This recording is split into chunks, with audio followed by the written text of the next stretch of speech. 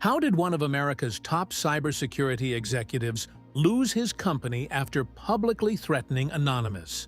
How did the hackers break into his digital life, expose his secrets, and turn his own security against him? And how did one forgotten password help bring an entire cybersecurity firm to its knees?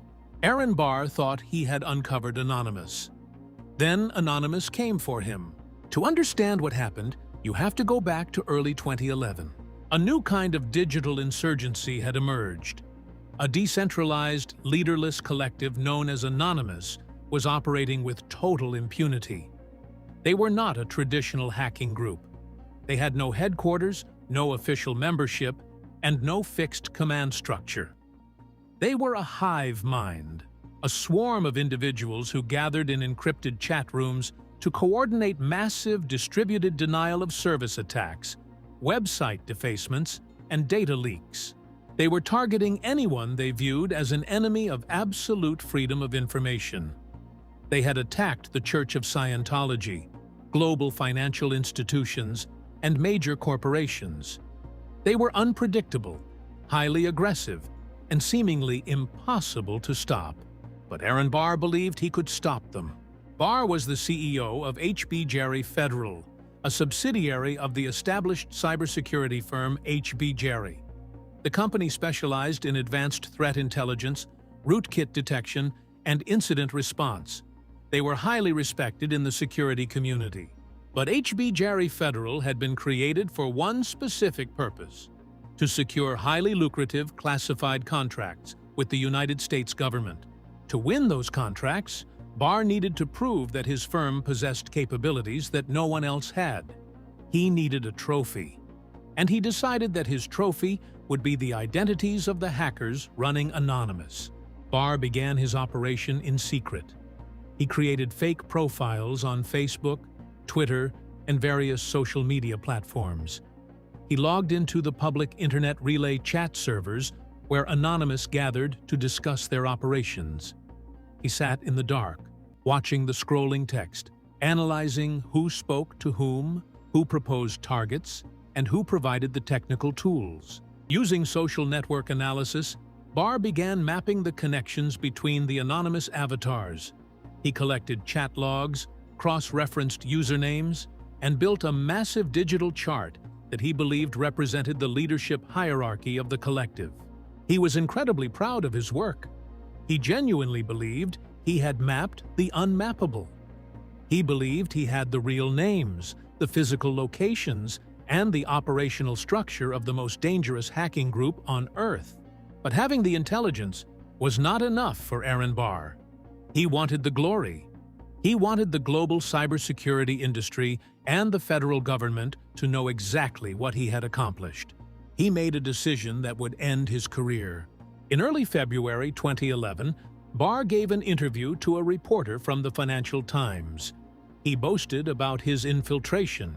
He claimed that Anonymous was not the decentralized, leaderless collective it pretended to be.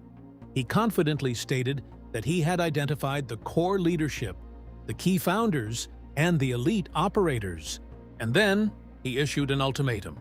Barr announced that he would publicly reveal the true identities of the Anonymous leadership at the upcoming B-Sides Cybersecurity Conference in San Francisco. He was going to expose them to federal law enforcement and the world. It was a public declaration of war against an army of digital ghosts. When the article was published, the reaction inside the Anonymous chat rooms was instantaneous. The collective did not panic. They did not hide. They turned the full, devastating focus of their collective attention directly onto Aaron Barr and his company. They did not simply want to defend themselves. They wanted to make an example of him. They wanted to humiliate him so profoundly that no cybersecurity executive would ever dare to threaten them again. The hackers began mapping the digital perimeter of HB Jerry. They scanned the corporate websites, the email servers, the network gateways, and the employee portals. They were looking for a single crack in the armor of a company that sold armor for a living. They found it almost immediately. HB Jerry operated a separate, custom-built content management system for a specific project. It was a web application designed to handle support tickets and corporate messaging. But the developers who built the site had made a critical, fundamental error in the code. They had failed to sanitize user inputs. This meant the site was vulnerable to one of the oldest and most basic hacking techniques on the internet: a structured query language, or SQL, injection.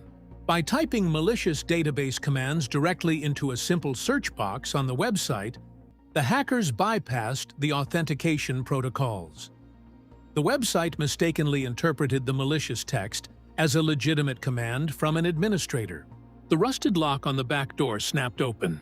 The hackers instructed the database to hand over its contents. The server complied.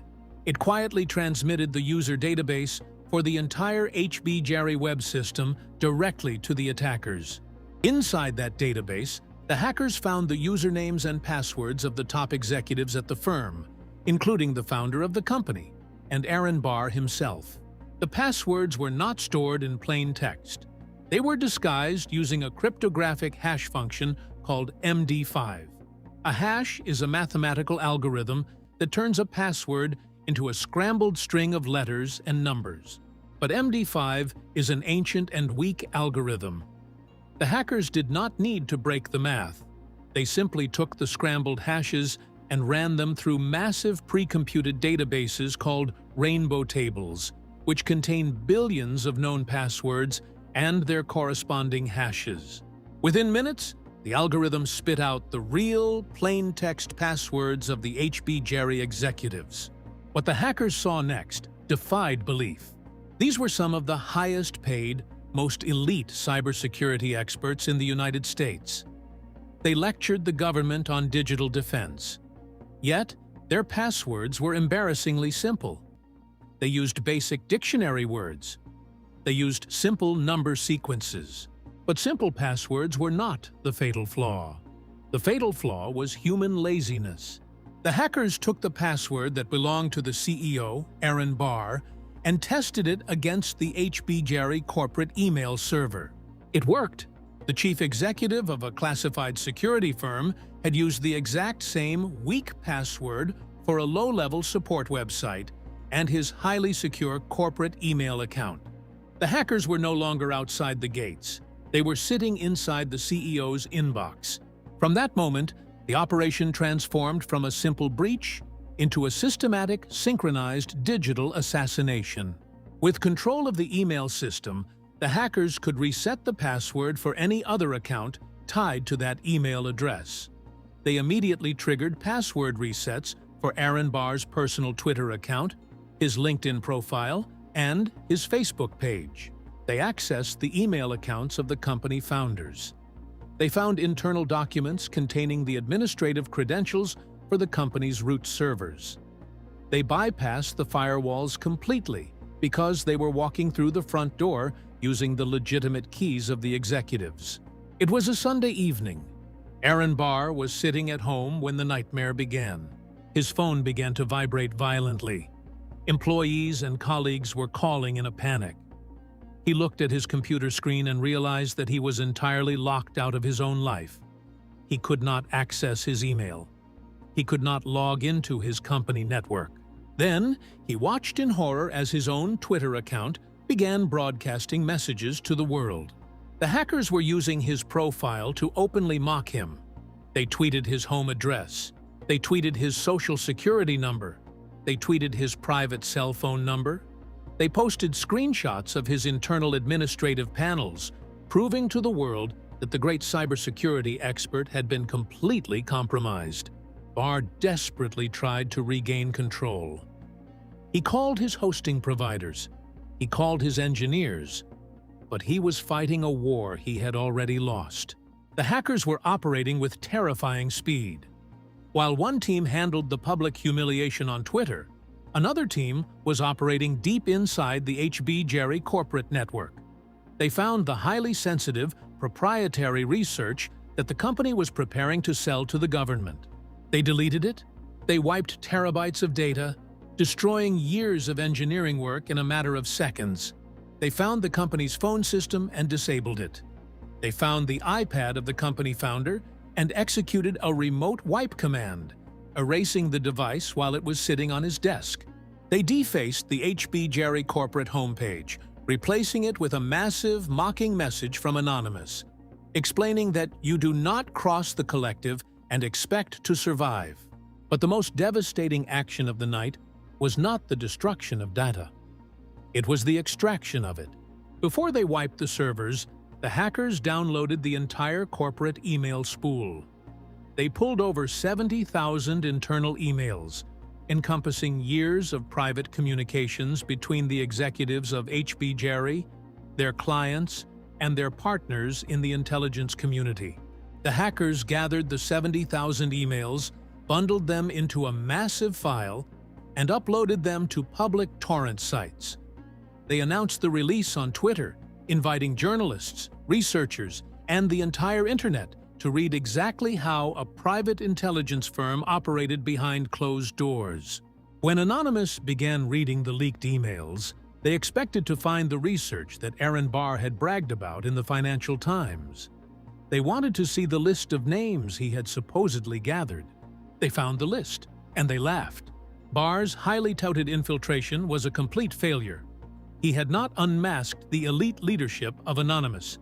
He had simply scraped public chat logs and compiled a list of low-level participants, random teenagers, and fake personas. His intelligence was garbage. He had threatened the collective with a weapon that did not exist. But as journalists and researchers dug deeper into the 70,000 leaked emails, the laughter stopped.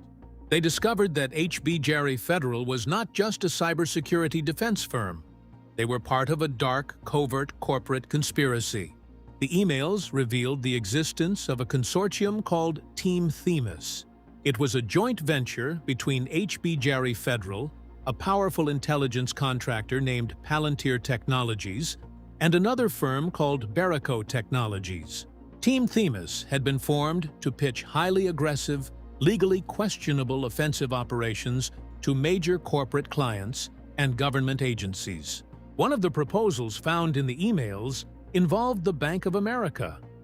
The bank was terrified that WikiLeaks was preparing to publish a massive trove of their internal documents. A powerful law firm representing the bank had approached Team Themis to develop a strategy to destroy WikiLeaks. The strategy proposed by HB Jerry was horrifying. Barr and his team had not proposed better firewalls or tighter security protocols. They proposed a campaign of psychological warfare and digital destruction. The leaked emails detailed plans to launch deliberate cyberattacks against the servers hosting WikiLeaks. They proposed creating fake, forged documents and feeding them to WikiLeaks to destroy the organization's credibility. They outlined plans to use highly sophisticated social engineering to blackmail and intimidate anyone who supported the whistleblowers. But the most shocking revelation was a specific proposal targeting an investigative journalist named Glenn Greenwald, who had been a vocal supporter of WikiLeaks. The executives at HB Jerry proposed a coordinated campaign to ruin Greenwald's career. They planned to dig into his background, compromise his digital accounts, and feed devastating misinformation to his colleagues. They wanted to make it impossible for him to work. They proposed doing the same to other journalists and activists who challenged their corporate clients. The private intelligence firm had transformed into a digital mercenary group, willing to destroy the lives of innocent citizens for a lucrative contract. The publication of the emails triggered an absolute media firestorm. The narrative instantly flipped. The story was no longer about a group of rogue hackers attacking a security firm. The story was about a private intelligence apparatus operating outside the law, plotting to destroy journalists and subvert the press. The backlash was catastrophic. Members of the United States Congress demanded an immediate investigation into HB Jerry and its government contracts. Civil rights organizations threatened massive lawsuits. The law firm representing Bank of America immediately severed all ties with the consortium. Palantir Technologies, a company backed by the CIA and desperate to maintain its public image, panicked. the CEO of Palantir issued a public apology, completely disavowed the proposals, and severed all relationships with HB Jerry. Barrico Technologies did the same. HB Jerry Federal was isolated, exposed, and toxic. No corporation would hire them. No government agency would risk being associated with them. The company had been annihilated. 2 weeks after his arrogant interview with the Financial Times, Aaron Barr was forced to resign as CEO of HB Jerry Federal. His reputation in the cybersecurity industry was permanently destroyed. He had sought fame by hunting the most dangerous collective on the internet, and in return, they had dragged his darkest secrets into the light and burned his career to the ground. The HB Jerry Federal hack fundamentally changed the dynamics of corporate security. It shattered the illusion that private intelligence firms were untouchable fortresses. It proved that millions of dollars in military-grade security software could be completely bypassed if a single executive was lazy enough to use a weak password. But most importantly, it served as a brutal, permanent warning to the cybersecurity industry. You cannot intimidate a decentralized collective. You cannot threaten an army that has no leaders, no headquarters, and nothing to lose. Aaron Barr thought he was hunting a group of teenagers playing on the internet. He failed to understand that the internet is a living, breathing ecosystem. And if you try to attack the ocean with a sword, the ocean will simply swallow you whole. If there's an extraordinary true story you'd love to hear on this channel, tell us about it in the comments. And if you enjoyed this one, leave a like, join the channel, and stay with us for more incredible true stories.